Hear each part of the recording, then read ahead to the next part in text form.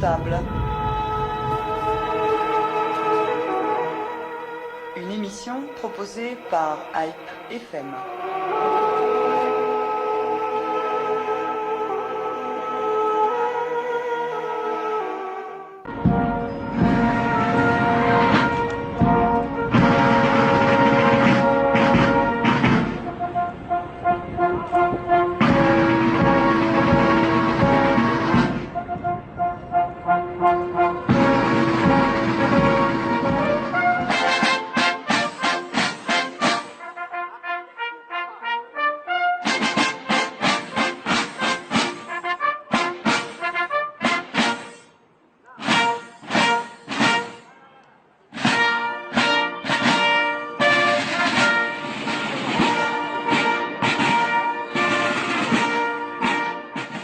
Dans le monde entier, les commémorations se succèdent les unes aux autres.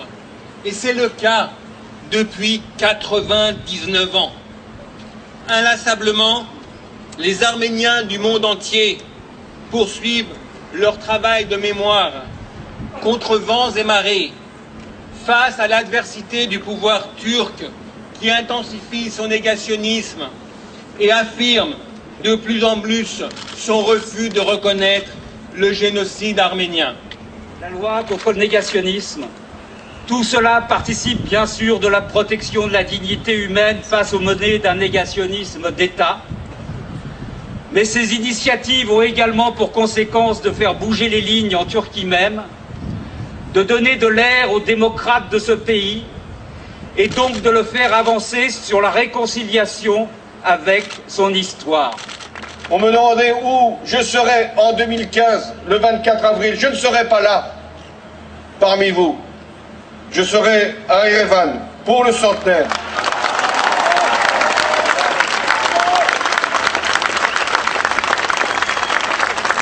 Pourquoi cette présence? Non pas pour faire la leçon, non pas pour être le seul ou le premier.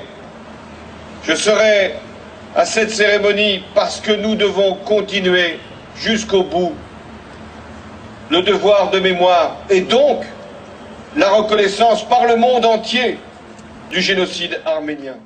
Une année nous sépare de la date symbolique de 2015. À un an du centenaire du génocide arménien, la mobilisation est plus forte, la jeunesse, nous le voyons, plus déterminée, et la revendication clairement affichée. Comme partout dans le monde où les Arméniens sont présents, en France également, nos compatriotes étaient au rendez-vous ce 24 avril. À Paris, après la traditionnelle cérémonie de commémoration à l'hôtel de ville à l'invitation de la nouvelle maire Anne Hidalgo, la journée a été marquée par la présence et le discours fort du président de la République François Hollande au pied de la statue de Komitas. Ce 24 avril a également été marqué par l'initiative inattendue du Premier ministre turc Erdogan, présentant des condoléances aux petits-enfants des Arméniens morts en 1915. Dans ce carte sur table, nous reviendrons sur le sens des propos tenus en France, en Turquie, en Arménie, mais également aux États-Unis. Et nous entendrons les positions et analyses des responsables communautaires, Moulad Papazian et Ara Toranian, co-président du CCF, celle de Christian Makarian, directeur délégué de la rédaction de l'Express, et Elenia Gabrielian, journaliste à RFI, qui est de retour d'Istanbul et qui sera avec nous plus tard par téléphone. Messieurs, bonjour. Une journée très chargée ce 24 avril. Ara Toranian, premières impressions sur ce qu'a apporté le 24 avril 2014. Tout d'abord, vous me permettrez une petite parenthèse. Je crois qu'on doit des excuses à beaucoup de gens qui sont venus à cette manifestation et qui n'ont pas entendu, malheureusement, les discours. Il y a eu une sono trop faible. Et compte tenu de la visite du président de la République, visite effectivement extraordinaire et personnage premier personnage de l'État. Il y avait un service d'ordre et un service policier extrêmement conséquent, avec un filtrage extrêmement serré, et beaucoup de gens n'ont pas pu malheureusement accéder aux tribunes ni entendre ce qui s'est passé. Je sais que ça a créé beaucoup de mécontentement. Beaucoup de gens sont même retournés chez eux assez en colère de n'avoir pu entendre les discours, d'avoir pu assister à ce 24 avril, ce qui est vraiment dommage parce que c'était une cérémonie totalement unique dans le monde, je crois, puisque on est en France la seule diaspora où la commémoration est prise en charge par la République pour la 3e année consécutive, ce qui est un événement extrêmement positif. Alors, et extrêmement important. Pour ceux qui souhaitent écouter ou réécouter vos discours, mais surtout celui du président de la République, ce discours est présent dans des archives d'AIPFM, dans nos émissions Art et Regard. Nos auditeurs peuvent se connecter sur notre site radio-aipfm.com, la rubrique archives, puis l'émission Art et Regard, et réécouter ce discours s'ils le désirent. Oui, ensuite il y a eu évidemment le discours du président de la République qui a été un discours extrêmement fort, avec des prises de position de principe indiscutables sur bien sûr la reconnaissance du génocide, sur la loi dont il a réaffirmé, la loi antinégationniste dont il a réaffirmé qu'il la défendrait et qu'elle serait à nouveau présentée avant la fin de son mandat, son voyage en Arménie dans quelques jours, et puis surtout le fait qu'il sera à Yerevan dans un an pour le 100e anniversaire du génocide. Ça, c'est quelque chose qui est extrêmement important, et ça a véritablement une dimension historique, et ça peut être très incitatif pour les autres chefs d'État, parce qu'on attend, nous, bien entendu, que le 24 avril 2015 soit un grand rendez-vous international avec à Yerevan les plus grands chefs d'État européens, américains, pour commémorer le 100e anniversaire du génocide, sachant que de l'autre côté, d'une manière un petit peu indécente, les autorités turques ont avancé d'un jour les commémorations des Dardanelles et de Gallipoli pour les faire le 24 avril, et donc faire le 24 avril 2015 une espèce de compétition avec une cérémonie concurrente, ce qui est grotesque. Mouled Papazian, on va rentrer dans les détails et des discours et des positions et toute surtout cette entrée, invitation surprise d'Erdogan dans ces commémorations, si je puis dire, du 24 avril. Mais déjà, par rapport aux années qui passent, par rapport au fait qu'on s'approche du centenaire, qu'est-ce qui bouge? Est-ce qu'on est en train de vraiment sensibiliser? François Hollande a parlé hier de devoir de pédagogie, de sensibilisation à l'échelle de l'Europe. Rien qu'en France, est-ce qu'on peut dire que l'opinion publique aujourd'hui, par exemple, et les politiques sont acquis à la cause des Arméniens? Je pense que tous les États du monde ont reconnu le génocide arménien. Même s'il y en a entre 20 et 30 qui l'ont officiellement exprimé, tous les États savent qu'il y a eu génocide arménien. Et que ceux qui n'ont pas encore franchi le pas de la reconnaissance du génocide arménien ne l'ont pas franchi à cause du chantage exercé par la Turquie et des intérêts géopolitiques, géostratégiques qu'il cultive et des relations qu'il cultive avec cet État négationniste. Ça, c'est la première chose. Concernant les opinions publiques, elles sont largement acquises, effectivement, à la cause de la reconnaissance du génocide arménien, grâce aussi à toutes les diasporas qui sont présentes depuis près de 100 ans, avec lesquelles les opinions publiques ont cultivé des relations d'échange, de partage, d'information. Et ce n'est pas neutre dans l'explication de la position du Premier ministre turc Erdogan, qui sent bien effectivement l'évolution du monde, qui sent bien la poussée vers la nécessaire reconnaissance du génocide arménien, et qui sent bien de quelle manière se prépare le 100e anniversaire du génocide arménien dans le monde entier.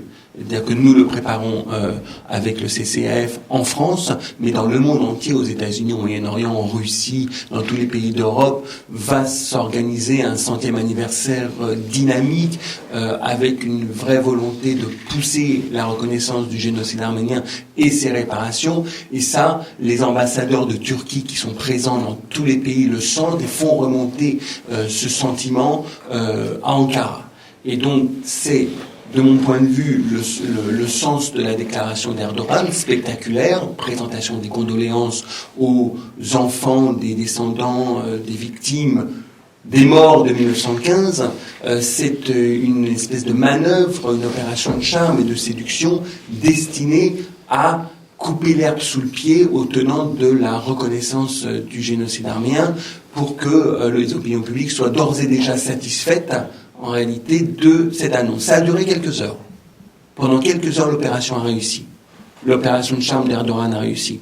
Avec Alan, nous avons rencontré beaucoup de personnes, des journalistes, des responsables politiques, etc., qui avaient été charmés dans un premier temps, mais qui ensuite ont compris effectivement que c'était pour éviter de prononcer le mot génocide. Et que en fait, cette manœuvre d'Erdogan était extrêmement politique et renforçait probablement même sa posture négationniste. Alors Christian Macarian, la question que tout le monde se pose, c'est pourquoi, 100 ans après, évidemment on peut penser aux réparations, au coût de l'après-reconnaissance, mais déjà psychologiquement, qu'est-ce qui se passe selon vous dans l'esprit des Turcs, de l'État et de la société civile parce qu'en dehors de certains intellectuels, il faut le dire, de ceux qui étaient sur Taksim il y a quelques jours, et de l'association de défense des droits de l'homme de Turquie qui a fait une déclaration, un communiqué extraordinaire, mais mis à part ça, est-ce qu'on peut considérer que la société turque est en train d'avancer vers la vérité? Et sinon, qu'est-ce qui l'en empêche?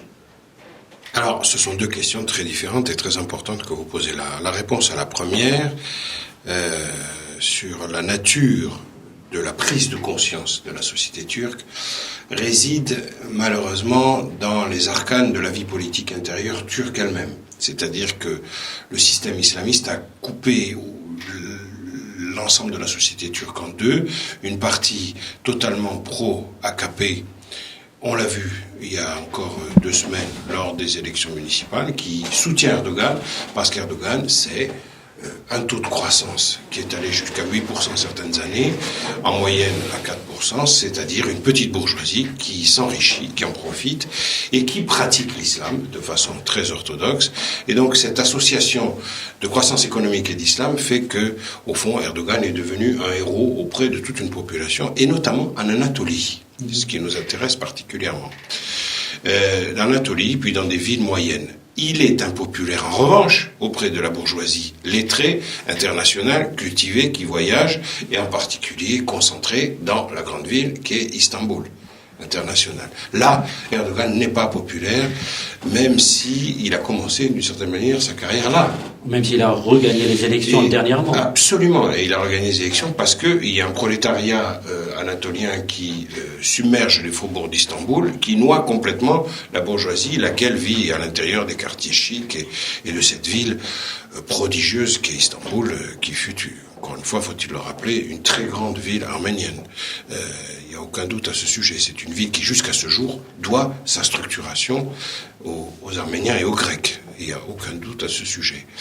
Et vous trouvez donc une sorte de dichotomie en Turquie, pour répondre à votre première question, qui fait que Erdogan s'appuie sur un bord pour faire basculer l'autre, ou pour l'étouffer. C'est-à-dire sur le bord populaire pour noyer le bord bourgeois et critique. Mais ce qui me frappe, c'est qu'il n'arrive plus à manipuler un bord contre l'autre comme il pouvait le faire précédemment. Exemple, il y a désormais une cour constitutionnelle qui barre ses décisions. Quand il a dit qu'il allait fermer Twitter, parce que sur Twitter on a diffusé des témoignages accablants pour lui, son parti, sa famille et son clan, eh bien la Cour constitutionnelle l'a interdit, et elle a eu le dessus. Autrement dit, et je pourrais poursuivre sur au moins une dizaine d'exemples, je ne vais pas le faire ici, c'est pas votre question directe, Walton, mais je voudrais juste que ça nous conduise à la conclusion suivante, qui nous ramène au débat sur la question arménienne et qui est très intéressant. J'observe que l'état de droit progresse en Turquie et que le leader charismatique populiste ne fait plus la pluie et le beau temps. Il est même assez impopulaire. Donc, autrement dit, quelles que soient les raisons, y compris la raison qui veut qu'à l'intérieur de son propre camp islamiste, beaucoup s'opposent à lui au nom de théories parfois réactionnaires. peu importe le résultat, c'est que l'état de droit progresse. Or, si l'état de droit progresse, il y a une question qui relève du droit international, c'est celle qui touche directement à la reconnaissance du génocide arménien. Donc de ce point de vue-là, quelles que soient les manœuvres qui n'échappent à personne de Erdogan, je trouve tout de même qu'il y a une évolution assez intéressante à observer. Alors par rapport aux esprits... J'ai pas répondu à votre deuxième question, Justement. qui était pourquoi est-ce que ça n'avance pas plus que cela. Bon, on le sait très bien, mais là aussi il faut entrer dans les arcanes de la vie politique intérieure turque pour le décrypter. On sait très bien que le génocide a été perpétré par des gens qui se sont assis sur ce crime monstrueux et qui en ont réalisé très souvent des bénéfices multiples, politiques, bien sûr, internationaux en conquête de territoire, bien sûr, mais aussi financiers au sens le plus bas et le plus vil, c'est-à-dire des gens se sont emparés des richesses des autres. Et aujourd'hui, encore quand vous allez en Anatolie, le mythe de l'Arménien systématiquement riche, systématiquement détenteur d'or, est quelque chose d'insupportable. Il m'est arrivé plusieurs fois d'aller au fin fond des zones kurdes de Turquie, à la frontière de la République d'Arménie, côté turc, et des gens vous saluent très aimablement, et quand ils découvrent au bout d'une seconde, c'est même pas la peine d'essayer de raconter des histoires, que vous avez un intérêt, entre guillemets, anormal pour les choses de cette région, ils comprennent que vous êtes arménien, et ils vous disent, dis-nous,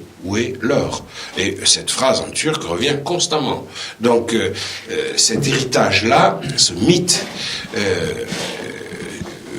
prouve bien qu'il y a eu un enrichissement provoqué par le génocide. Donc, démonter tout ça, le fait que le parti de Mustafa Kemal a dû, même s'il a fait procéder à un procès assez rapide des responsables du génocide, c'était un règlement de compte interturc. Mais fondamentalement, l'État turc est appuyé, moderne, autrement dit la République turque, s'est appuyée sur ce crime. Et le dénoncer aujourd'hui, c'est déstabiliser la République. Alors, justement, il faut qu'on rentre dans... Alors, le paradoxe, et je termine, c'est que seuls des islamistes, donc des anti-kémalistes, pouvaient démonter cela.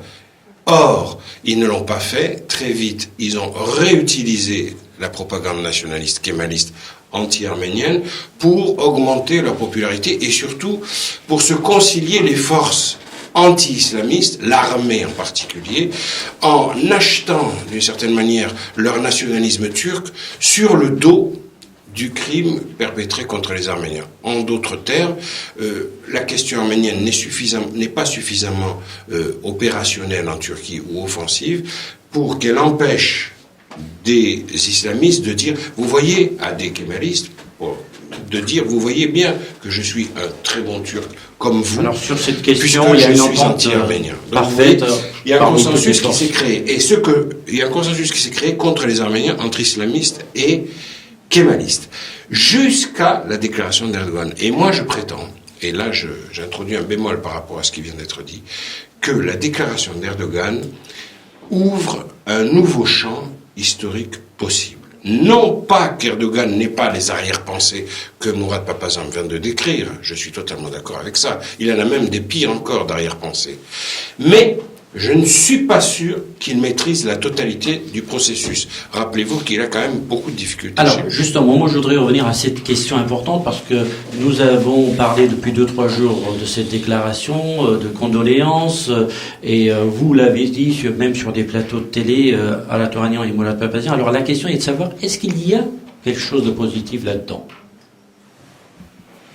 Moi, j'ai considéré, et j'ai pensé qu'il fallait dire, en tout cas, qu'il y avait quelque chose de positif là-dedans, dans la mesure où, depuis 100 ans, c'est la première fois qu'une parole de compassion, c'est peu de choses peut-être, elle tient effectivement très très tard, est prononcée à l'égard des Arméniens. Depuis 100 ans, la politique des autorités turques à l'égard des Arméniens, c'est le génocide, c'est les massacres, c'est le négationnisme, c'est les humiliations, c'est les brimades, c'est que du registre négatif. Pour la première fois, on va dans un registre un petit peu différent, qui peut peut-être ouvrir la voie à d'autres choses. On peut considérer qu'effectivement, présenter des condoléances 99 ans après, d'un point de vue arménien, il y a quelque chose qui relève de l'humiliation, de l'indignité, c'est sûr. Mais moi, je pense que j'essaye de positiver en pensant aux opinions en Turquie et en pensant à ce que ce type de phrase peut, comme disait Christian Bakarian tout à l'heure, déclencher en Turquie de positif et qui va au-delà peut-être de ce que pensait son auteur en les déclarant. C'est en cela que ça me paraît quand même un moment extrêmement important. Je n'irai pas jusqu'à dire que c'est un acte fondateur, comme on dit certains dans la communauté arménienne, mais je pense qu'il faut quand même en tenir compte et essayer de voir comment on peut le prendre au mot et accélérer les processus à partir de cette déclaration. Le problème, c'est que quand on voit la presse française, par exemple, je ne parle pas aussi de la presse internationale, la seule chose qu'on a détectée, c'est cette phrase de condoléances, et on a considéré que c'est superbe pour la première fois, c'est génial quand même. Mais quand on lit le communiqué, bien sûr, de prime abord, la presse française a réagi de la manière dont vous le décrivez. Dans un second temps, elle a compris, effectivement, que ça avait pour objectif de ne pas reconnaître le génocide arménien, de ne pas prononcer le mot génocide. Et ça, c'est important parce que, je le disais tout à l'heure en introduction, c'est une tentative de manipulation d'Erdogan, manipulation va avec compassion dans ce moment-là. Et les journalistes français ont considéré dans un premier temps qu'il s'agissait d'un progrès extraordinaire parce que l'expression des condoléances était assimilée au début à la reconnaissance du génocide arménien. Puis ils ont vite compris en lisant le texte parce qu'en fait, l'AFP a sorti juste la phrase Erdogan présente ses condoléances aux enfants des descendants des victimes du génocide arménien. Donc c'était formidable, effectivement. Et en lisant le texte, ils se sont aperçus qu'en réalité, mis à part cette phrase au caractère assez spectaculaire, le fond du texte était déjà porté par les gouvernements justement, décortiquons un petit peu le texte, de c'est la important. Turquie depuis les... Par exemple, on parle de massacre mutuel, de souffrance partagée, en fait, de part et d'autre. C'est ce que disent les gouvernements turcs depuis très très longtemps. C'était la guerre, il y a eu des massacres du côté arménien, les Turcs ont été massacrés aussi, il y a eu une souffrance partagée, les Arméniens ont pris le parti des Russes, etc. On revient dans ce registre-là, dans toute la déclaration d'Erdogan, qui a pour objectif de noyer en réalité, et c'est pour ça que je considère que c'est une manipulation, de noyer la question du génocide par l'expression forte des condoléances au peuple arménien. Alors justement, il y a 2-3 idées clés dans ce discours, dans ce communiqué. Il y a l'égalité des souffrances, il y a la question des archives qui revient à chaque fois. Et là, on a l'impression que les Turcs ont vraiment ouvert les archives. Donc ils sont tellement sérieux. Mais non seulement ouvert les archives, mais ils proposent de nouveau la commission d'historiens. Et en plus, ils accusent les Arméniens de ne pas ouvrir leurs archives. Donc ils vont tellement loin dans leur... derrière, mais on ne peut pas comprendre le texte. Christian Bakarian. On ne peut pas comprendre l'initiative d'Erdogan si, encore une fois, on ne se plonge pas dans les arcanes de la vie politique intérieure turque. Et le problème qu'ont les Arméniens dans toutes les diasporas, que ce soit aux États-Unis, en France ou en Russie, ou même en Arménie, c'est qu'il y a un déséquilibre complet dans la connaissance de part et d'autre. Les Turcs connaissent beaucoup mieux ce qui se passe chez les Arméniens que les Arméniens ce qui se passe chez les Turcs. Et donc, quand il y a une initiative de ce type-là, l'Arménie ne disposant pas d'une diplomatie efficace, etc., on est surpris. Mais en vérité, moi, ce que j'ai lu de cette déclaration, que j'ai lu et relu plusieurs fois dans sa version in extenso, c'est que c'est une sorte de coupé-collé, une motion de synthèse de toutes les positions classiques turques, avec un enrobage assez habile de type humain, humanitaire ou compassionnel. Bon, mais incontestablement, c'est un texte de synthèse. Mais en soi, la synthèse prouve qu'il y a une évolution. Et là, je suis peut-être pas d'accord avec mes deux camarades ici présents, c'est que je trouve que Erdogan, étant obligé de dire ça un an à la veille de la célébration du centenaire du génocide, étant obligé d'entamer un cycle de contre-offensive, prouve l'efficacité de la vérité historique défendue par les Arméniens depuis des années, avec leurs tout petits moyens contre un État objectivement très puissant et la plus grande armée, la plus grande force militaire du Moyen-Orient. Donc en soi, cette déclaration contient une lumière d'espoir. C'est que la puissante Turquie, non pas se met à genoux façon Willy Brandt, absolument pas, mais commence à ployer et commence à accepter le processus d'un autre type de discussion, ou d'une discussion sur d'autres bases que sur celle de la pure force. Et l'idée, il fallait pas s'attendre à autre chose, l'idée que les souffrances sont égales, c'est le classique point de vue turc. Les Turcs ont souffert, les Arméniens aussi. Les Turcs ont souffert de leur bévue et de leur défaite militaire propre et de la stupidité des dirigeants turcs de 1915 qui ont engendré des souffrances inouïes à l'intérieur, notamment des forces militaires turques. Et ça, c'est le problème des Turcs par rapport aux Turcs. La célébration des Dardanelles ne répond pas à cela du tout. Et même, je trouve intéressant la célébration des Dardanelles avancée de 24 heures. Comme tout le monde le sait, le débarquement a eu lieu le 25 avril 1915. Et en l'avançant au 24 avril, on croit étouffer la célébration la commémoration du génocide de 1915, mais ça ne marchera pas. Il le sait déjà. Mais ce qui prouve bien, Christian, ce qui prouve bien, Christian, qu'il n'y a pas de volonté d'aller plus avant de la part du gouvernement turc, puisque cette avancée de la commémoration des Dardanelles a pour but d'étouffer, il n'arrivera pas, mais a pour but d'étouffer la célébration du 30e anniversaire du génocide arménien. Alors, vous avez raison, mais j'insiste sur un point, Mourad, c'est que c'est contradictoire, et c'est là que je vous dis qu'il n'y a panique à bord, si j'ose dire. Il y a panique à bord. Pourquoi? Parce que le message des Dardanelles, il est totalement anti-occidental. Or, la démarche d'Erdogan concernant le génocide, elle est à titre universel et humain. Donc les deux sont contradictoires, l'un va contre l'autre. Et être anti-occidental à l'heure où ce pays prétend encore, malgré tout, à intégrer l'Union européenne, poussée par les États-Unis qui exercent encore toutes les pressions qu'ils peuvent sur l'Europe pour pousser dans ce sens-là, eh bien, il y a un mouvement incohérent à l'intérieur de la diplomatie turque à ce sujet. C'est en soi, cette incohérence-là, c'est en soi une évolution.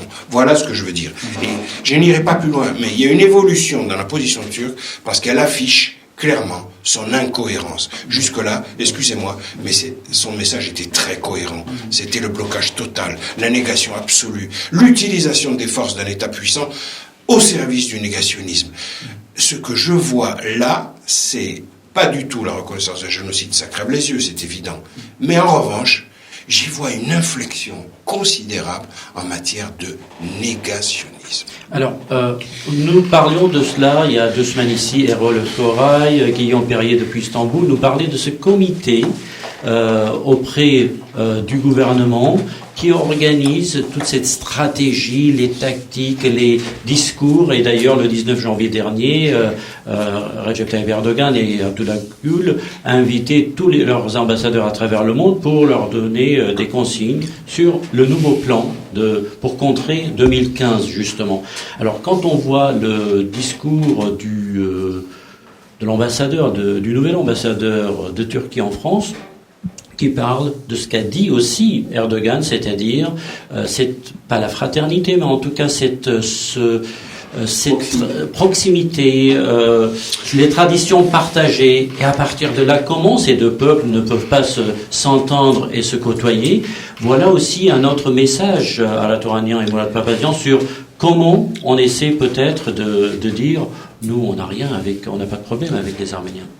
Voilà, Bon, alors, il y a plusieurs niveaux. Moi, je crois quand même qu'il y a une cohérence dans la diplomatie turque et je vois bien des lignes de convergence entre les cérémonies, en tout cas l'approche incroyable de l'affaire des Dardanelles et de Gallipoli et le registre compassionnel qu'ils sont en train d'employer vis-à-vis des Arméniens.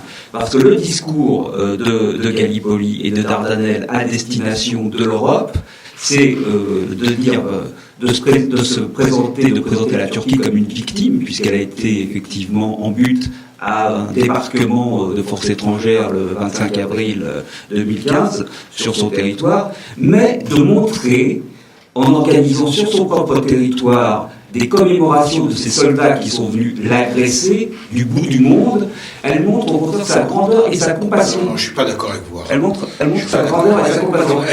Elle appuie sur le fait qu'elle était l'alliée du Reich, c'est-à-dire l'ennemi des démocraties. Non, je suis pas d'accord avec vous. Le message qui était absolument incroyable de ces dernières commémorations, c'était celui de Cameron, justement, qui avait déclaré en allant aux Dardanelles que la Turquie faisait la preuve d'une énorme mansuétude. Et effectivement, ils arrivent, par ce type de manœuvre, à tromper un petit peu leur monde et à créer. Vous avez d'ailleurs le discours de Cameron. C'est pas très important en réalité cette affaire. Mais si c'est important parce que ça s'intègre dans la commémoration globale de 1914 et qui va faire beaucoup de bruit dans tous les pays belligérants. Ça va être très important, y compris en Russie. Et je répète, je maintiens qu'il y a une incohérence et que ça prouve un certain embarras de la Turquie. La célébration des Dardanelles, elle a lieu chaque année. Pourquoi ? Parce que c'est un acte fondateur dans la République turque. C'est là que s'est illustré le fameux colonel, je crois, je suis pas sûr qu'il ait déjà eu le grade de général, qui s'appelait Mustafa Kemal. Oui. Bon, donc c'est l'acte de naissance du génie militaire et du génie combatif de Mustafa Kemal dans l'histoire turque. C'est donc très important. C'est pas cette année qu'il le découvre. Chaque année. Mais bien sûr. Bon, bien sûr. mais cette année, l'idée de dire on va insister beaucoup plus dans la célébration de 14-18, c'est rappeler que l'Allemagne était avec Guillaume II, le Kaiser d'Allemagne, contre toutes les démocraties. C'est rappeler que effectivement il y a eu une défaite des Australo-Britannico-Français, il n'y a aucun doute, mais c'est surtout insister sur le fait que la Turquie était dans le camp des méchants et des perdants. C'est ce qu'il faut montrer. C'est ce qu'il faut montrer. Alors, moi, j'ai une question à vous poser, messieurs. Mais son message, c'est de démontrer combien elle a une grandeur d'âme en serrant la main. Et le message indirect vis-à-vis des Arméniens derrière ça. Mourad Papazian, qu'est-ce que vous en pensez ? Moi, je voudrais revenir, parce qu'il c'est intéressant, sur le message d'Erdogan. Défensif ou offensif ? Et je trouve que les deux versions sont intéressantes à analyser. Je suis sensible à l'argumentation de Christian Markarian qui affirme qu'en réalité ça peut être défensif parce qu'il y a une telle pression qui est exercée aujourd'hui dans le monde entier et probablement même par certains gouvernements. Le fait que François Hollande soit allé en visite officielle en Turquie au mois de janvier et dans les préparations effectivement de cette visite, il a affirmé qu'il évoquerait 2015, qu'il évoquerait les commémorations, qu'il évoquerait la loi, etc. C'est pas neutre, même si sur place il n'a pas, prononcé le mot génocide. Vous y étiez, Valtin Caprielian. Toute la presse, tous les médias ont compris quel était le message du président français. Je sais également que de la part du président Obama, il y a eu également des pressions qui ont été exercées pour que la Turquie bouge. La chancelière allemande Angela Merkel s'est exprimée au mois de février, je crois, au mois de mars, justement là aussi en lançant un appel à l'évolution à Erdogan. Donc tout ça, effectivement, dans la dynamique de son impopularité internationale, plus qu'intérieure peut-être, le fait de la tragédie, le fait que le régime se durcit un petit peu, YouTube, Twitter, etc. Tout cela fait qu'à un moment donné, certains gouvernements puissants ont mis de la pression sur Erdogan. Alors, défensif ou offensif, sa déclaration. Moi, j'ai toujours tendance à ne jamais sous-estimer l'adversaire. Et donc, je peux comprendre qu'il s'agit d'un acte défensif, d'accord ? Mais je peux aussi soupçonner qu'il s'agit de sa part d'un acte offensif d'une manœuvre, d'une opération de charme. Et finalement, les deux peuvent ne pas être complémentaires, peuvent ne pas être, contradictoires. Ah oui, ça peut être et offensif et défensif, en réalité. Tout à fait. Et ça peut être et offensif et n'oubliez pas le facteur d'incohérence. Dans un homme qui interdit Twitter et qui se fait empêcher d'interdire Twitter et qui ensuite a besoin de... Parce qu'il va loin, là. Il va loin. Parce que Twitter, c'est américain. Oui. Et parce que YouTube, c'est américain. Et parce que derrière ça, il y a quand même des enjeux financiers très très importants. C'est pas sur la liberté d'expression uniquement. Mais parce que la société Twitter, a changé aussi en Turquie. Oui, bien sûr. Il touche au grand capital, en Et faisant puis, cela, il touche au grand capital international turc, ça. qui est le support même du système AKP. Donc il est dans un système incohérent. Donc ça ressemble quand même à une sorte, alors, si permettez-moi de revenir à la... Il y a une sorte d'affolement chez Erdogan. Alors, permettez-moi de revenir à ce discours d'Erdogan, mais d'aller plus loin, parce que ce qui s'est passé aux États-Unis, on s'attendait à un discours fort, comme l'ambassadeur des États-Unis en Arménie l'a dit. Si l'ambassadeur l'a dit, c'est qu'il avait forcément une information, sinon jamais un ambassadeur prononcerait un mot de travers. Et si Obama ne l'a pas fait, c'est peut-être parce que, je vous pose la question, est-ce que vous pensez qu'il y a eu un échange entre la Turquie et les États-Unis pour dire, toi tu fais cette déclaration, nous on va la reprendre et on va pas aller plus loin. C'est l'échange habituel à la veille du 24 avril à chaque fois. Je pense que ça a été un moyen de pression.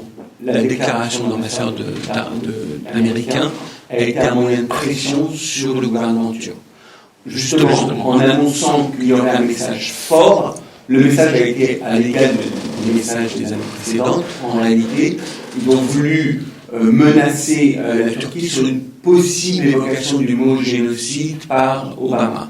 Et effectivement, ça a peut-être pu faire plier la Turquie dans la forme, Erdogan dans la forme. N'oublions pas qu'il y a également au milieu, et elle n'est absolument pas neutre, l'implication de la Turquie dans l'affaire syrienne et son soutien très fort aux mouvements djihadistes les plus extrémistes qui ont leur base en Turquie, qui sont financés et organisés par la Turquie. Et on le sait bien, l'affaire de Kessab, l'invasion de Kessab par Al-Nosra a totalement été, exercée sous l'organisation de la Turquie. Il y a également ce facteur qui est très important pour les Occidentaux.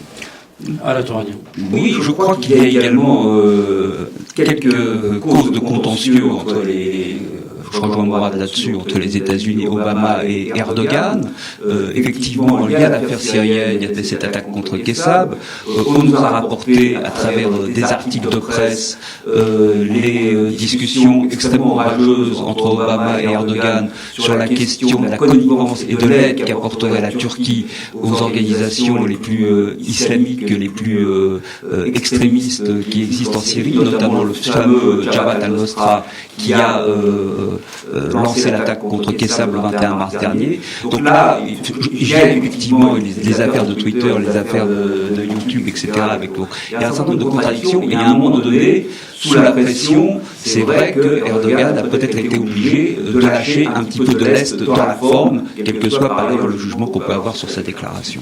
Et puis on arrive quand même aux 100 ans, et il y a une pression internationale. La position de la France, qui est quand même une des plus fortes, un des pays les plus importants de la planète, est quand même une constante, à mon avis, dont ils doivent tenir compte.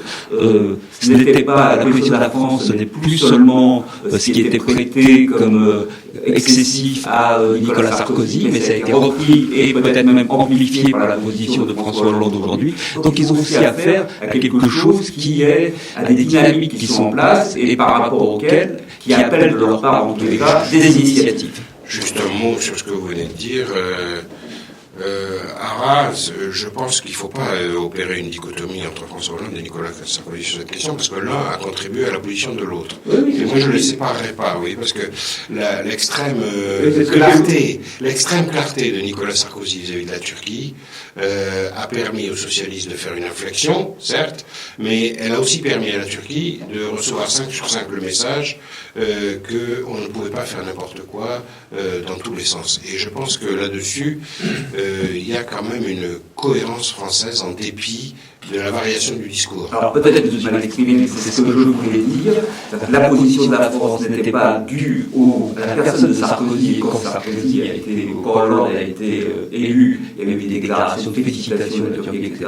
Mais on est bien effectivement dans une constante aujourd'hui la position française, que ce soit Sarkozy ou que ce soit Hollande. Et ça, c'est effectivement un fait dont la Turquie doit tenir. Alors, le temps passe, et puis il faut qu'on parle aussi de l'Arménie. Il y a eu cette déclaration du président arménien, j'allais dire suite au communiqué d'Erdogan, sans le citer, bien sûr. Alors, quelle est la position de l'Arménie? Parce que là, on parle beaucoup plus du besoin d'ouvrir les frontières. C'est une nécessité absolue, évidemment, pour l'Arménie. Il y a des questions qui sont liées à l'ouverture des négociations. Je ne parle pas des protocoles, mais l'Arménie dit, si vous voulez vraiment tendre la main aux Arméniens, ouvrez les frontières, et puis commençons les relations diplomatiques sans condition. Alors, les vraies limites, à mon avis, de la déclaration d'Erdogan, elles sont là. Elles sont précisément là, sur le dossier de la République d'Arménie et notamment du Karabakh. Si vraiment la Turquie veut marquer une inflexion, on va pouvoir l'observer assez rapidement dans ses relations avec l'Azerbaïdjan.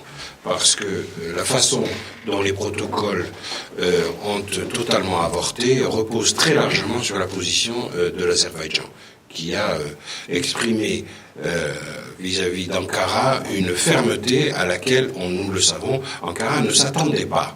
Ce qui a fait reculer Ankara, à supposer qu'il n'y ait pas eu une masse considérable d'arrière-pensées et de pièges tendus. Quand on discute avec la diplomatie arménienne, on voit bien qu'il y avait une intention très faible au départ, du point de vue de la Turquie, et qu'il fallait très peu de choses pour faire basculer dans le refus.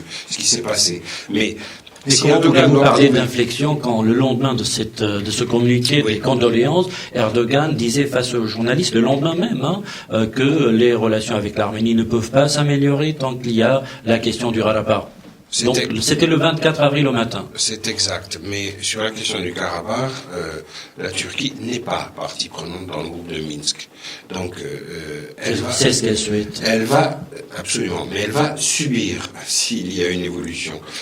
Et évidemment, la ligne qu'elle a choisie d'alignement total et absolu sur Bakou produit des effets très efficaces en matière économique et pétrolière et gazière, évidemment. C'est le fameux pipe Bakou Tbilissi-Ceyhan. Il a été achevé avec la bénédiction des États-Unis d'Amérique. Il n'y a pas de problème. De ce point de vue-là, les bénéfices ont été engrangés. En revanche, au plan diplomatique, c'est bel et bien une impasse. Et il faut dire et répéter qu'à aucun moment la République d'Arménie n'a eu une attitude offensive vis-à-vis de la Turquie sur ce dossier. À aucun moment. Elle a même fait plutôt beaucoup de concessions sur la question territoriale, justement, des territoires de l'Ouest, etc., etc. Donc la Turquie... Il faut rappeler quand même que dans ces protocoles, l'Arménie reconnaît les frontières actuelles de la Turquie, qui est en contradiction avec la revendication arménienne et l'arbitrage de wilsonien concernant l'appartenance de ces territoires. Tout à fait. L'Arménie fait une avancée et une concession extrêmement considérable que la Turquie veut étouffer, veut rendre secondaire. Mais il faut répéter qu'il n'y a aucune action offensive de l'Arménie vis-à-vis de la Turquie dans le dossier du Karabakh. C'est la Turquie qui adopte une ligne d'alignement, une position d'alignement vis-à-vis de Bakou telle que ça correspond à une agression vis-à-vis d'Arménie. Deuxièmement, il y a un blocus. Il y a un blocus imposé par la Turquie à l'Arménie. Or, le blocus, comme sur la question de Chypre, de la même manière, la Turquie a des positions qui sont totalement contradictoires avec sa démarche d'intégration européenne et qui sont condamnées par une infinité de textes. Alors justement, donc, quand on parle parfois de sensibilisation, de pédagogie, on a l'impression que l'histoire du génocide, c'est quelque chose qui s'est passé seulement il y a 100 ans. On oublie les conséquences du génocide aujourd'hui. Justement, Papazian Aratoranian, aujourd'hui, l'Arménie est en danger. En 93, on a vu cette menace d'attaque qui a été stoppée, on ne sait pas comment, mais la Turquie peut à n'importe quel moment, dans un contexte favorable pour elle, dans la région, attaquer l'Arménie. Et évidemment, il y a les forces russes, etc. On peut parler de tout cela. Mais le danger existe. Et justement, la pédagogie, c'est de dire, si la Turquie ne reconnaît pas le génocide, ça veut dire qu'elle peut répéter l'acte demain. Mais il y a des choses simples. Ne complexifions pas l'affaire avec cette affaire des protocoles, qui sont un dossier compliqué, sur le long terme. Aujourd'hui, il y a un blocus. C'est interdit. Oui, c'est vrai. Par l'ONU. Oui. La Turquie et l'Arménie font partie de l'ONU. Un blocus est considéré par l'ONU comme un acte de guerre. Stop. Oui, Il faut lever le blocus. Ça n'a rien avec les protocoles, etc. Même si les protocoles avaient pour objectif de lever, d'ouvrir la frontière, de rétablir des relations diplomatiques sans précondition de reconnaissance du génocide, etc. C'est notre position depuis 1991. On l'assume encore aujourd'hui. Donc, et c'est une avancée considérable de la part de l'Arménie. C'est même une concession de la part de l'Arménie. De la part de l'Arménie et de toutes les forces arméniennes, y compris les plus dures. Y compris celles que par ailleurs je représente, c'est-à-dire celles du Parti national, y compris les plus dures. Depuis 1991, tout le monde a intégré qu'on était d'accord pour établir des relations avec la Turquie sans précondition, même celle de la reconnaissance du génocide arménien. C'est important, et nous l'avons souligné, répété, etc. Aujourd'hui, il y a un dossier sur lequel je considère que la diplomatie arménienne est inactive, passive totalement. C'est celle de se battre à l'ONU pour faire lever effectivement ce blocus-là. C'est considéré comme un acte de guerre par l'ONU. N'allons pas dans les protocoles qui sont compliqués, qui demandent des consensus, etc., bilatéraux. Juste là-dessus, parce que vous avez raison de souligner, Weinstein, que ce blocus étouffe l'Arménie. D'autant plus qu'il y a un blocus à l'ouest, mais il y a un blocus à l'est aussi, du côté de l'Azerbaïdjan, donc il y a un double blocus. Et que les relations au sud avec l'Iran, même si elles sont très bonnes au plan politique, sont nécessairement limitées en raison du contexte international. Et géographique. Et géographique. Voilà. Donc je crois que c'est là où il faut pointer du doigt, attaquer la Turquie sur l'illégalité de sa démarche.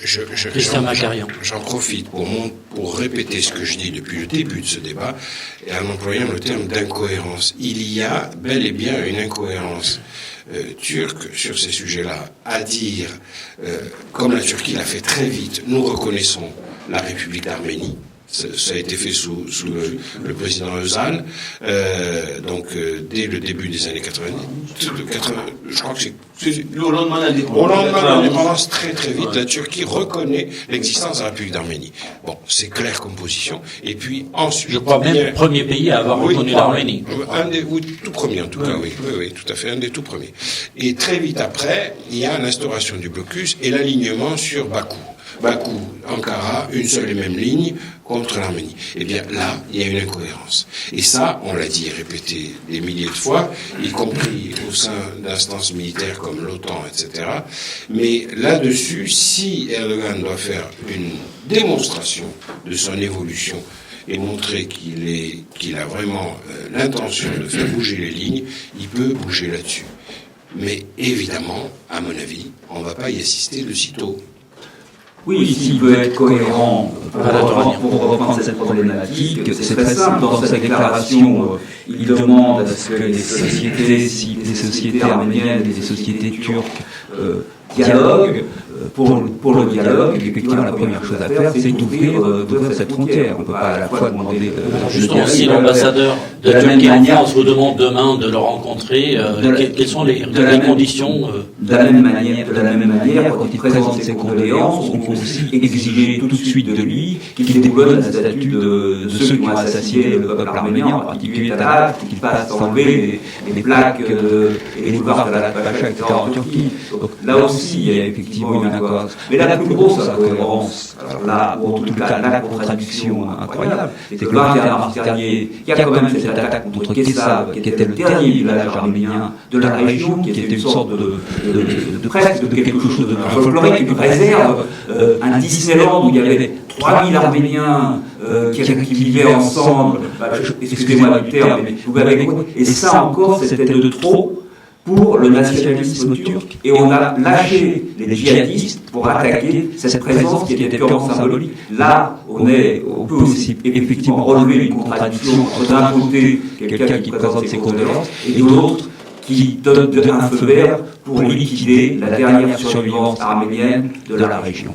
Alors, pour comprendre aussi ce qui s'est passé suite à la déclaration d'Erdogan, mais pas seulement, puisque tous les ans, désormais depuis quelques années, Istanbul et d'autres villes turques commémorent le génocide arménien. Nous sommes en ligne avec Elena Gabrilian, qui est journaliste à RFI et qui a été cette semaine à Istanbul pour suivre les événements sur place. Elena Gabrilian, bonjour. Bonjour. Merci d'être avec nous. Alors, moi, je voudrais d'abord vous poser la question de savoir votre sentiment par rapport à l'ambiance en Turquie, parce que ces derniers temps, on a vu qu'il y avait un durcissement des positions, et puis d'un seul coup, il y a eu cette déclaration d'Erdogan. Est-ce que dans la rue turque et surtout auprès des activistes qui sont favorables à la reconnaissance du génocide arménien sur place, est-ce que ça avait un sens, ça avait une valeur, cette déclaration ? En effet, cette déclaration était complètement inattendue, que ce soit pour les Turcs militants des droits de l'homme, que ce soit pour la communauté arménienne. C'est pour cette raison-là que la commémoration de cette année était particulière et pas comme les autres. Moi, c'était la première fois que j'ai participé à la commémoration le 24 avril en Turquie. Et ce qui était différent, c'est bien évidemment, il n'y a pas de drapeau arménien, il n'y a pas des slogans comme on a par exemple en France. C'est une commémoration, je dirais, pas plus silencieuse, mais en tout cas beaucoup plus prudent que ce qu'on peut avoir en Europe. Et c'est bien évidemment et compréhensible parce que la communauté arménienne en Turquie vit toujours dans la peur. Et depuis 2 ans, à ces cérémonies de commémoration, on voit bien participer les représentants de la diaspora arménienne, mais aussi des organisations non gouvernementales qui viennent de l'Europe et aussi les militants turcs, que ce soit des partis politiques, que ce soit les représentants de la société civile. Et bien évidemment, par leur présence, ils rassurent en quelque sorte la communauté arménienne. Mais quand même, cette communauté était moins visible lors des commémorations. Je les ai vus très peu et j'ai eu l'occasion de parler avec les Arméniens qui vivent en Turquie. Ils ont peur de dire qu'ils sont arméniens et je voyais dans leur regard des larmes et ils montrent moins leur croix pour dire qu'ils sont arméniens, mais ils ont quand même peur de dire, de montrer en fait ouvertement leur identité. Alors on a vu Elena Gabrilian il y a à peine 2 ans ces grosses manifestations où on affichait avec des slogans pour dire les Arméniens c'était des bâtards et il y avait même le ministre de l'Intérieur de Turquie qui participait à ces manifestations et qui l'organisait. Est-ce que c'est la crainte chez les Arméniens d'Istanbul en particulier que malgré ces demandes de réconciliation ou en tout cas cette ouverture de façade, il y a quelque chose de profond dans la société turque qui les met dans un état de peur permanent? Est-ce que c'est ça le sentiment qu'il est Oui, en effet, ils vivent en permanence dans son sentiment de la peur, mais par exemple à Istanbul, c'est pas pareil que dans d'autres villes. Ceux qui vivent à Istanbul, qui est quand même une ville beaucoup plus ouverte et beaucoup plus cosmopolite, ils osent de parler beaucoup plus. Et comme par exemple le journal Agos, qui sont vraiment qui arrivent à s'exprimer beaucoup plus fortement que les Arméniens, par exemple, qui viennent de Erzurum ou de Sivas. Quand j'ai vu un Arménien de Sassoun qui avait même peur de dire qu'il est un Arménien, ça montre évidemment qu'ils ont dans ce sentiment de la peur. Et lors de ces commémorations, on était aussi à la cimetière arménienne avec la famille de Sevan Balıkçı qui était assassiné par un soldat turc le 24 avril. Et, il y a 3 ou 4 ans. Pardon ? Il y a 3 ou 4 ans. Oui, donc en effet, ça montrait évidemment encore une fois que après Hrant Dink, encore mort parmi les Arméniens parce qu'ils vivent dans cet état nationaliste, c'est quand même le sentiment de la peur qui fait que les Arméniens ils sont silencieux. Et puis les craintes que j'ai après ces déclarations de Erdogan, que ça ouvre bien évidemment un espace public pour un débat. Et évidemment, on a une reconnaissance de l'autre pour la première fois dans cette déclaration, c'est-à-dire qu'il y a aussi, bien évidemment aussi des Arméniens parmi nous, mais que dans cet espace public, les Arméniens ne soient pas présents. Qu'il y ait les Européens qui s'expriment, les Turcs, les partis politiques, donc pour montrer cette diversité, mais que ça ne sert pas comme une façade qui quand même masquerait toute la peine, la douleur et la souffrance que les Arméniens continuent à vivre quand même aujourd'hui. Je pense que l'idée, c'est d'élargir au maximum possible ce champ pour un débat et élargir et faire participer beaucoup plus d'Arméniens et donner un sentiment de sûreté qu'ils vivent dans un pays qui est démocratique et qui reconnaît leurs droits et qui entend leur voix aussi. Alors, Elena Gabrielian, vous l'avez dit, à Istanbul, les Arméniens, en tout cas les activistes qui sont solidaires avec les Arméniens sont beaucoup plus actifs, ils sont moins dans la peur que dans d'autres régions, mais il y a une région, Diyarbakır, qui est aussi assez active ces dernières années.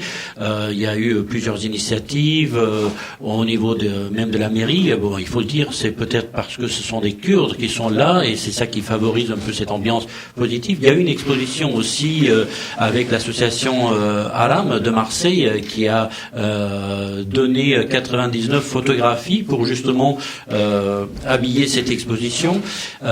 Quelle est votre impression? Est-ce que d'année en année, d'après ce que vous avez pu entendre sur place, non seulement à Istanbul, mais sur l'ensemble du territoire turc, parce que dans plein de villes et j'allais pas dire villages, mais en tout cas des villes, il y a des commémorations tous les ans, même si on n'en parle pas assez. Il y a des petits groupuscules d'activistes solidaires avec les Arméniens qui sont tout le temps là, tous les 24 avril. Est-ce que vous avez l'impression que ça va prendre de l'ampleur et surtout après cette déclaration d'Erdogan qui, pour les Turcs, pourrait signifier, même si pour nous les condoléances n'ont pas de sens, mais pour les Turcs, ça peut signifier qu'il y a vraiment eu mensonge pendant 90 ans et qu'en réalité, il y a eu quelque chose en 1915. Oui, sans doute les Turcs, ils continuent à découvrir ce qu'ils ne savaient pas. Et c'est aussi cette déclaration, je pense, qui ouvre pas seulement un champ une espace pour le débat public, mais aussi il faut comprendre que le niveau d'exigence que les Arméniens de la diaspora ils ont n'est pas tout à fait pareil que parmi les Arméniens qui vivent en Turquie, qui vivent dans cette peur. Mais cette déclaration permettrait aussi, malgré tout les points négatifs qu'on peut dire que c'est sur la ligne de négationnisme, etc. Mais quand même, ça permet de parler plus librement qu'auparavant. Et cette liberté pourrait permettre aussi à ceux qui avaient peur de s'exprimer de le faire aussi, pas seulement à Istanbul, mais aussi dans d'autres régions. Et vous avez bien noté qu'à Diyarbakır, aujourd'hui, on peut aussi commémorer, et à Van aussi, par exemple. Mais il y a effectivement, les régions en Turquie sont très différentes d'une région à l'autre. C'est pas pareil. Par exemple, à Erzurum, on ne peut pas faire ce qu'on peut faire à Diyarbakır et c'est lié aussi aux autorités locales qui sont plus ou moins, on dirait, libérales et plus démocratiques. Donc c'est pour ça aussi que, par exemple, les Kurdes à Diyarbakır, ils ont autorisé et même soutenu ce genre de cérémonie. Et effectivement, je pense qu'on en parle peu, comme vous avez bien dit, mais je pense qu'on doit parler davantage de ce qui se passe dans les régions, parce que Istanbul, encore une fois, ce n'est qu'une... Alors que toute la diversité de la Turquie, on doit en parler beaucoup plus qu'aujourd'hui. Et je pense que on aura beaucoup plus d'exemples de la compréhension par les Turcs de ce qui s'était passé, de la découverte aussi de soi-même et aussi de l'autre. Merci Elena Gabrielian. Je rappelle que vous êtes journaliste à RFI et vous étiez à Istanbul cette semaine pour les commémorations du 24 avril. Alors, nous allons poursuivre avec vous, messieurs, et surtout parler de ce discours fort, vous êtes d'accord, du président de la République, qui contient plusieurs éléments qu'on pourrait mettre en avant, parce qu'il y a quand même dans la communauté des attentes. Des attentes, alors il faut nous dire si vous estimez qu'elles sont assumées par la présidence. D'abord, cette question de la loi. Je commence avec celle-ci, parce que ça fait plusieurs années que on se dit, il faut une loi. Qu'a dit le président? Que pourra-t-il faire, Moulad Papazian, sachant qu'il y a une sorte de blocage par rapport au texte, apparemment? Oui, il y a un blocage, puisqu'on s'est bien aperçu que la démarche qui a été entreprise depuis 2006, en fait, a subi un premier échec en 2011, en avril 2011, le 6 mai 2011, pardon, et puis il y a eu une nouvelle démarche qui a été entreprise en décembre 2011 et en janvier 2012, une proposition de loi qui a été votée et à l'Assemblée nationale et au Sénat, à l'Assemblée nationale de droite à l'époque et au Sénat de gauche à l'époque, donc dans un élan assez commun des grandes forces politiques, mais censuré par le Conseil constitutionnel au mois de février 2012. Donc, cette première censure nous rend tous assez prudents sur le nouveau texte de loi qui va être présenté et qui doit être un projet de loi sur la base de l'engagement de François Hollande. Il l'a répété à plusieurs reprises, et encore il l'a répété en délégation du CCF que nous sommes allés le voir. Ça sera un projet de loi. Vous êtes allé le voir quand? On est allé le voir il y a quelques jours. Un projet de loi qui doit être porté sur la base d'une sécurité juridique. Quelle est la différence entre un projet de loi ou... Le projet de loi est porté par le gouvernement, inscrit à l'ordre du jour du Parlement, alors toujours prioritaire du Parlement par le gouvernement, et une proposition de loi est portée par un député. Et donc ça n'a pas du tout la même portée. Un ou plusieurs. Un ou plusieurs. Donc ça n'a pas du tout la même portée politique, ni la même portée parlementaire. Et donc à partir de ce moment-là, à la demande de l'Élysée, le CCF a travaillé d'avril 2013 à août 2013 avec le ministère de la Justice dans des rendez-vous hebdomadaires, avec des conseillers que nous avions nous-mêmes mandatés sur la rédaction d'un nouveau texte de loi qui puisse être imparable et qui ne puisse pas être invalidé par le Conseil constitutionnel une fois adopté par le Parlement. Comme l'a réaffirmé le président de la République, c'est pour lui, pour la France, une nécessité absolue de combattre le négationnisme parce qu'il considère que dans un pays qui a reconnu le génocide arménien et au-delà même, il n'est pas possible de subir ce négationnisme-là, la négation. Il a la crainte par rapport à la Cour européenne des droits de l'homme. Il a la crainte par rapport à la Cour européenne des droits de l'homme qui est un élément nouveau, qui a invalidé la condamnation de la justice suisse en direction de Perinček, qui avait nié la réalité du génocide arménien. Et donc la Suisse, c'est normal, risqué mais normal, a fait appel justement pour que la décision de la CEDH soit remise en cause. Cet appel est traduit devant la grande chambre de la CEDH, qui a 3 études possibles. La première, c'est de confirmer la décision de la petite chambre de la CEDH et de maintenir la décision de la CEDH dans la territorialité suisse. La deuxième hypothèse, c'est de maintenir la décision de la CEDH d'invalidation de la justice suisse, mais de la mettre dans le cadre d'extraterritorialité, donc de concerner tous les pays du Conseil de l'Europe. C'est très mauvais. Et la troisième hypothèse, c'est celle d'invalider totalement la décision d'arrêt de la CEDH et d'ouvrir un boulevard donc aux démarches de rédaction de textes antinégationnistes qui pourraient être présentées dans tous les pays du Conseil de l'Europe. Donc là, juste, il y a quand même un élément très très important qui a été exprimé par le président de la République française, c'est que la France se joignait à la Suisse, le gouvernement français se joignait au gouvernement suisse pour soutenir la Suisse dans son recours.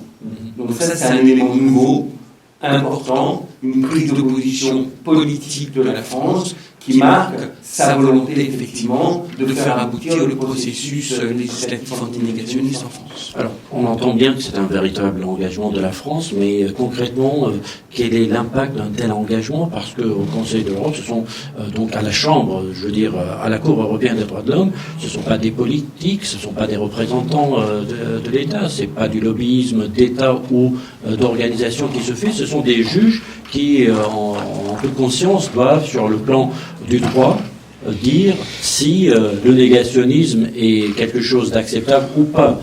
En quoi peut un État avoir la position d'un ordre juridique, avec ses ministères de la Justice, avec ses fonctionnaires, qui doivent aller plaider effectivement cette cause devant effectivement une assemblée de juges.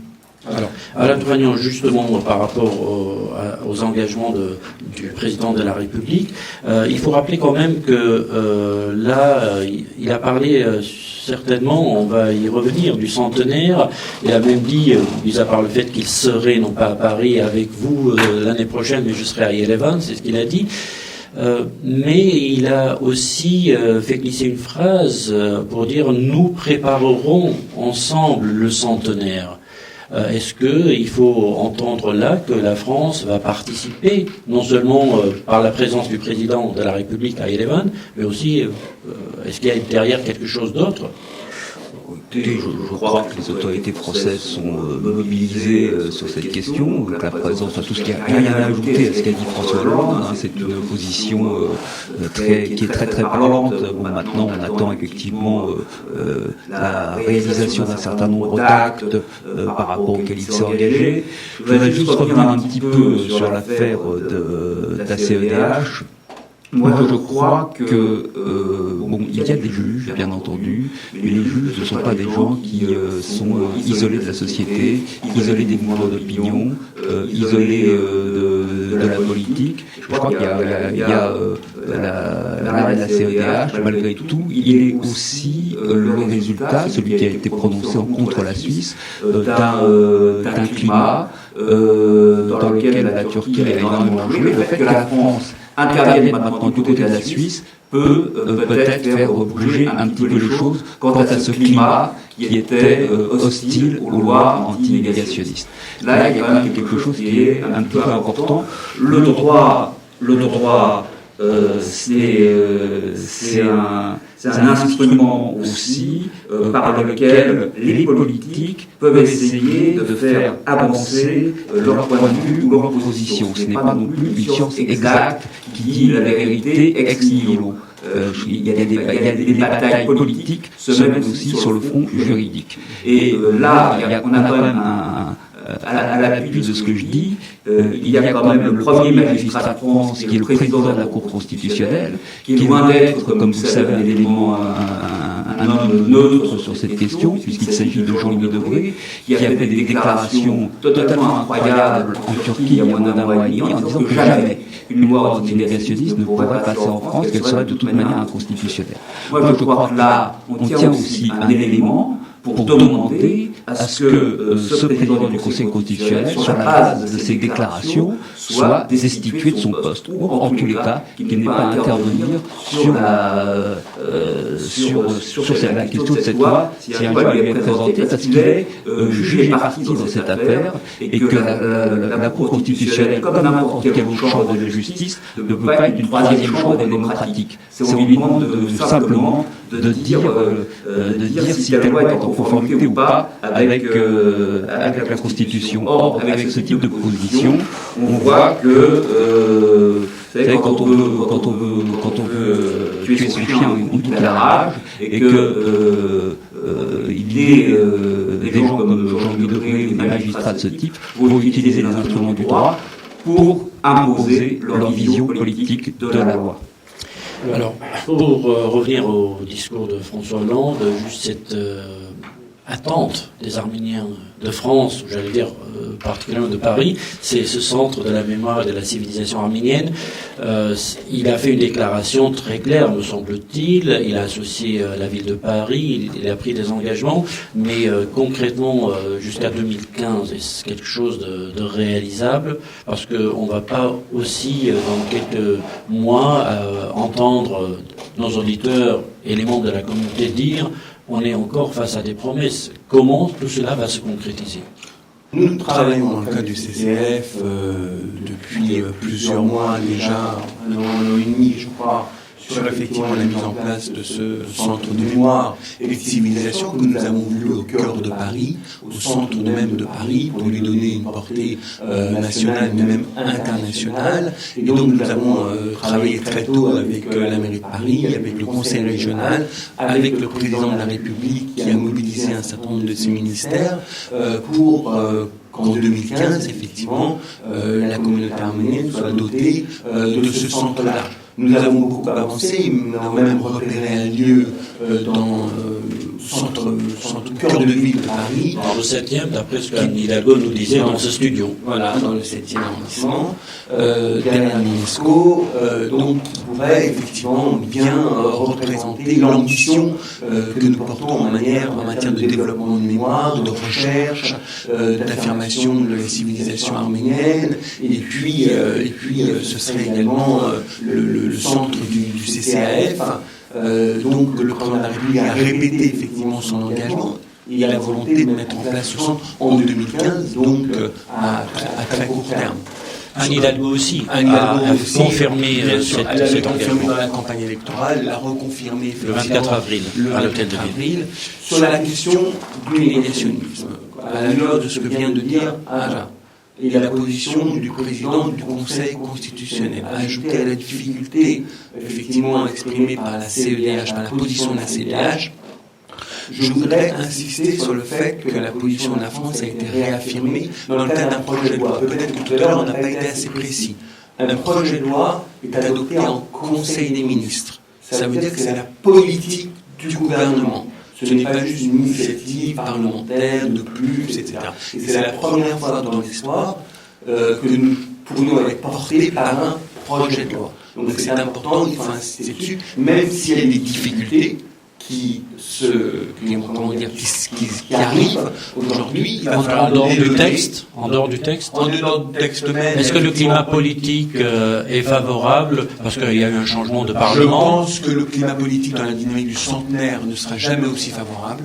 La centenaire du génocide arménien ne sera jamais aussi favorable. Donc il faut effectivement s'appuyer sur cette dynamique-là. Mais l'opposition farouche, et non pas juridique, mais politique, du président du Conseil constitutionnel, Jean-Louis Debré, n'est pas neutre. Et si effectivement il maintient son opposition aussi farouchement que ça, avec autant d'assurance, ça posera d'énormes difficultés pour la validation du texte constitutionnel du texte. Christian Macarian, je vous donne le mot de la conclusion pour terminer cette émission, surtout sur un point très important, puisque même François Hollande a parlé de pédagogie et de sensibilisation, pas seulement en France, mais dans toute l'Europe, d'après ce qu'il a dit. Alors, homme de médias, comment voyez-vous cette possibilité de, même si on sait que les Français reconnaissent au fond d'eux-mêmes et par la loi la réalité du génocide arménien, mais au-delà de cette reconnaissance, au-delà de la date 1915 ou 24 avril, comment faire pour que, un peu comme pour le génocide des Juifs en France, qu'il y ait une sensibilisation, une connaissance plus approfondie des événements de ces quelques années de l'histoire de l'Empire ottoman? La question est complexe et je vais répondre de la façon la plus brève possible.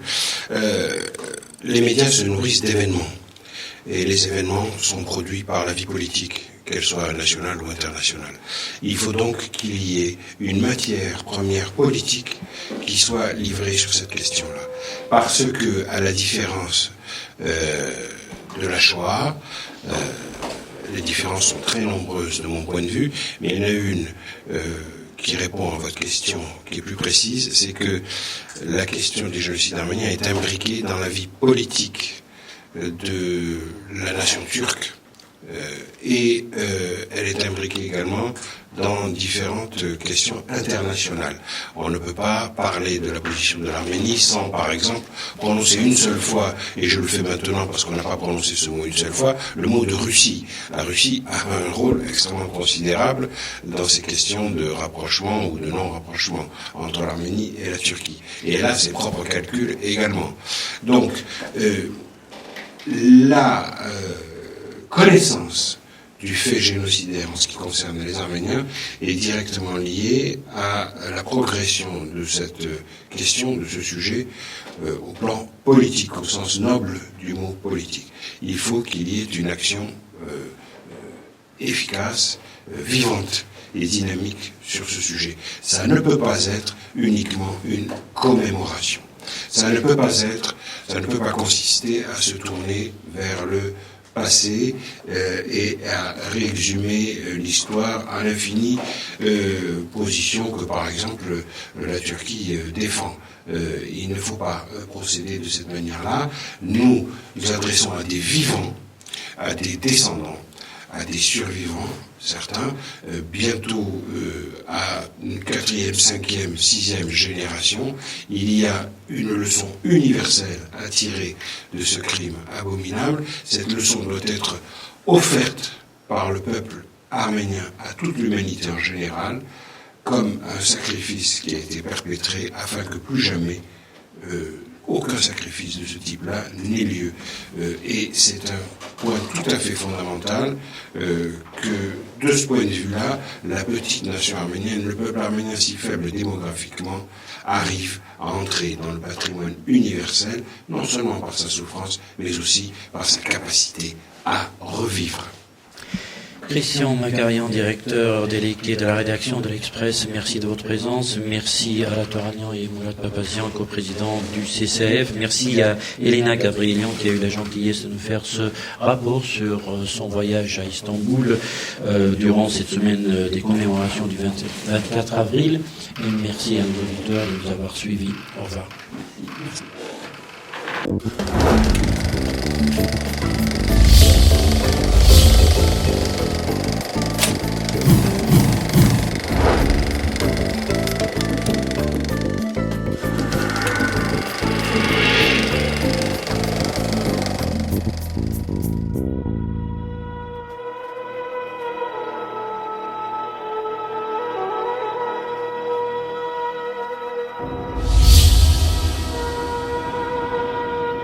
Carte sur table. Une émission proposée par Hype FM.